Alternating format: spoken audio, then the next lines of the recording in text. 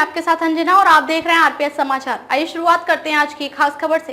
घटता जल स्तर छोड़ रहा बर्बादी के निशान, 70,000 बेघर, फसल के साथ 2,000 से अधिक घरों में नुकसान का अनुमान। प्रयागराज में गंगा यमुना का घटता जल स्तर बर्बादी के निशान छोड़ रहा है। बाढ़ की चपेट में आई करीब 5 लाख की आबादी की दुश्वारियां कम होने का नाम नहीं ले रही हैं।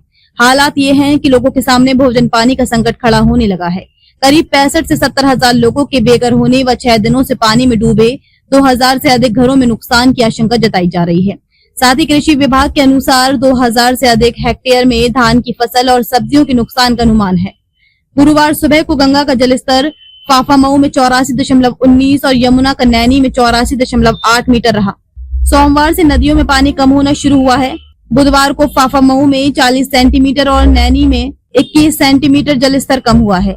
बाढ़ से शहर के तकरीबन 60 मोहल्ले और जिले के करीब 290 गांव अब भी प्रभावित बताए जा रहे हैं।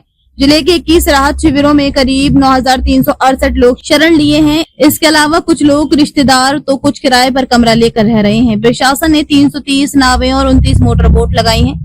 जिले के 133 गांवों मोहल्लों में 300 नावों और मोटर बोट का संचालन किया जा रहा है। शहर से गांव तक करीब 68 गांवों का संपर्क अब भी कटा है। बाढ़ में फंसे लोगों के सामने पानी, दूध, एलपीजी की समस्या के साथ ही अब गंदगी और संक्रामक बीमारियां मुसीबत बन रही हैं।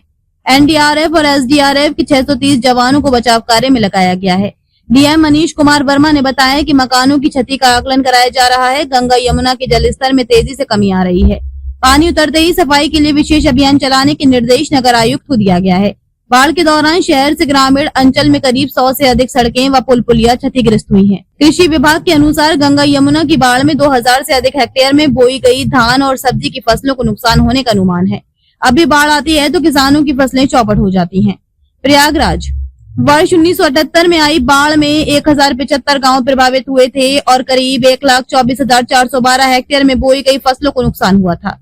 5,023 भवन भी क्षतिग्रस्त हुए थे। उस समय कुल अनुमानित क्षति 78 करोड़ 21 लाख रुपए आंकी गई थी। वर्ष 2013 में 233 गांव और 59 मोहल्ले बाढ़ से प्रभावित हुए थे। करीब 8,000 हेक्टेयर में बोई गई फसलें नष्ट हो गई थी। बाढ़ से अधिकांश संपर्क मार्गों पर गड्ढे हो गए हैं।